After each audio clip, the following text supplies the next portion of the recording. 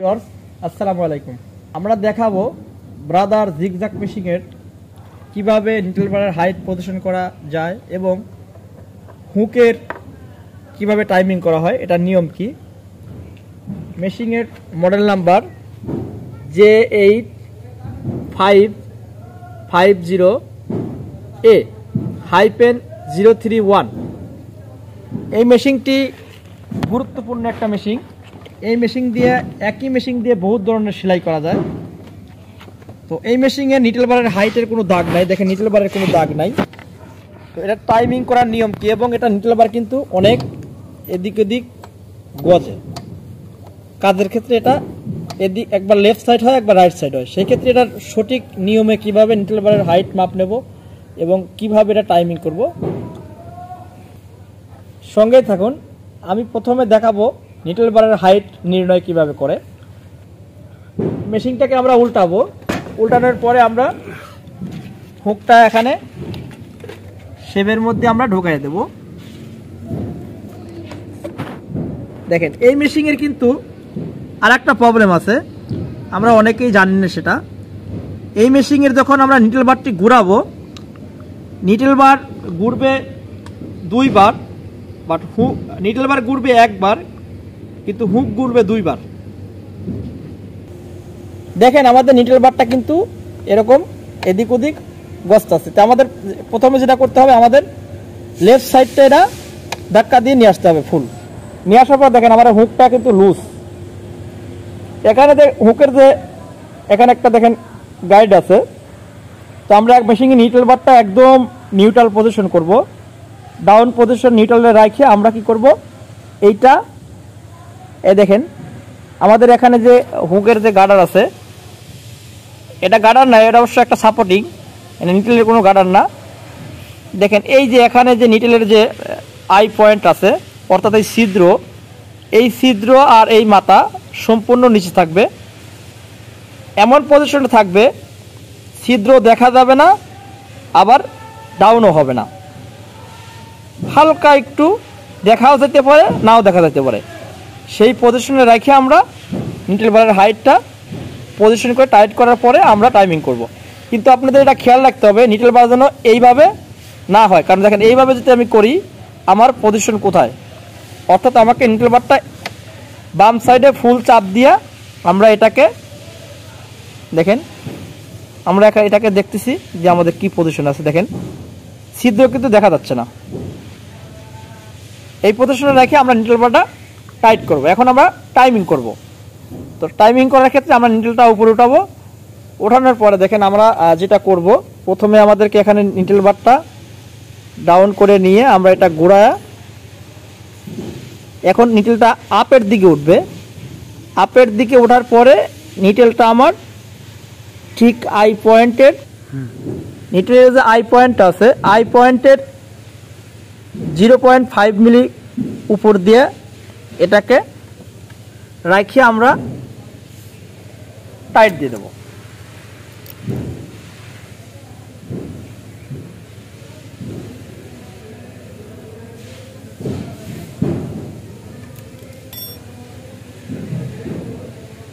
দেখেন আমরা টাইট দিয়ে দিছি। দেখেন একটা জিনিস দেখেন, আমি বলছিলাম যে এই মেশিনটা একটু ব্যতিক্রম। দেখেন আমাদের নিডল বারটা, দেখেন আমাদের নিডল বারটা দেখেন আমি একবার আপ হচ্ছে, আপ হওয়া ডাউন হওয়ার আগে দেখেন নিডল এই লুপারটা এই হুকটা আবার ঘুরতেছে, আবার ঘুরে পরবর্তীতে এসে নিডলের সাথে যোগ হচ্ছে। তার মানে এই মেশিনের নিডল বার আপ ডাউন করে একবার, কিন্তু হুক আপ ডাউন করে দুইবার।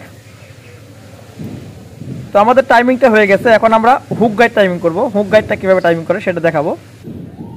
এটাকে কেউ বলে হুক গাইড, কেউ বলে হুক ফিঙ্গার। এটা আমরা এখন সেটিং করব। এটা প্রথমেই আমরা এখানে এটা এইভাবে দিয়ে আমরা শুধু স্ক্রুর সাথে মিলাই নেব। আগে আমি ফিঙ্গারটা এখানে সেট করে নিয়েছি। তো আপনারা এখন দেখেন ফিঙ্গারের নিয়ম কি।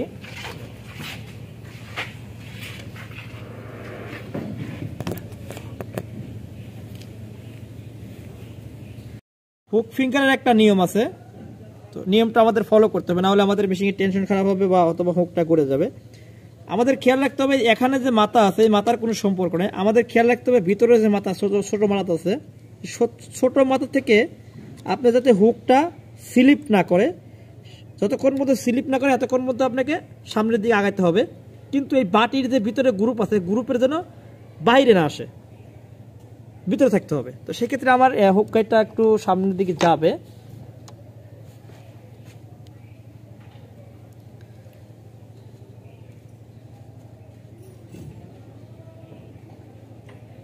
দেখেন এই যে হুক গাইডটা এই পর্যন্ত রাখি আমরা টাইট দিয়ে দেবো।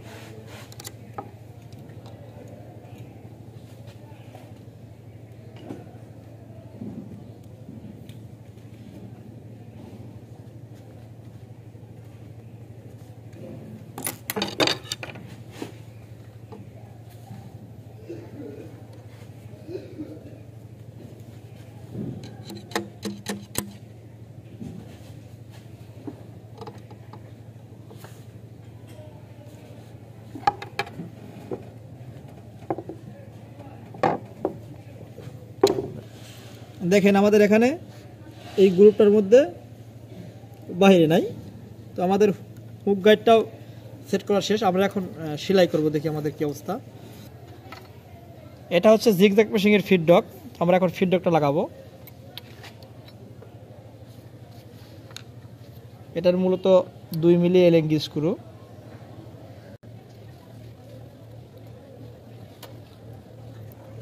আমরা ফুল টাইট দিয়ে দেবো এটাকে। তারপরে আমরা এই সাপোর্টিং প্লেট আছে একটা, সেটাকে লাগাই দেব।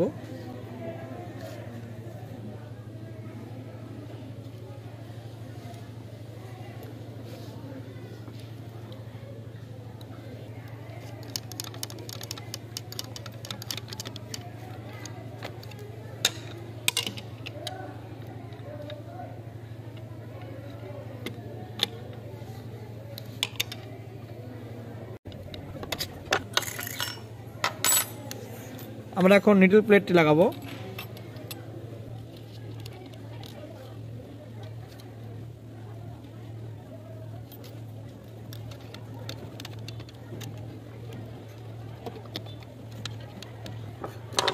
আমরা এখন পিছনের পিঠটা লাগাবো।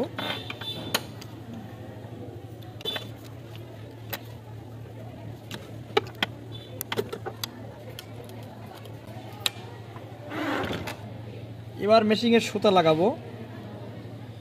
এই মেশিনের কিন্তু আর একটা প্রবলেম আছে, এদের কিন্তু টেনশন পোস্টে সুতা টাইট হয় না, এটা সুতাকে ঘুরায়, এটা ডিস্ক সহ ঘুরবে। এটা সুতা লাগানোর একটা নিয়ম আছে, সেটা আপনারা দেখেন।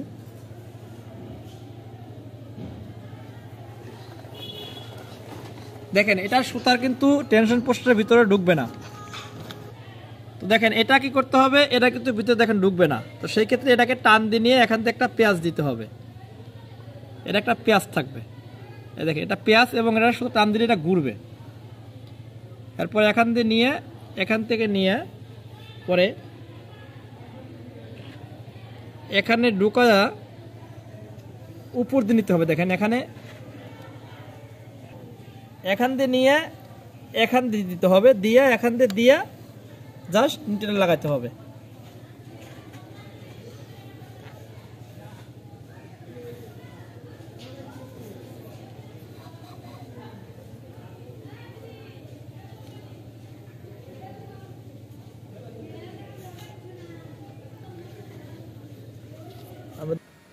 আমরা এখন কেস ববিন কেস লাগাবো, লাগা সেলাই করব।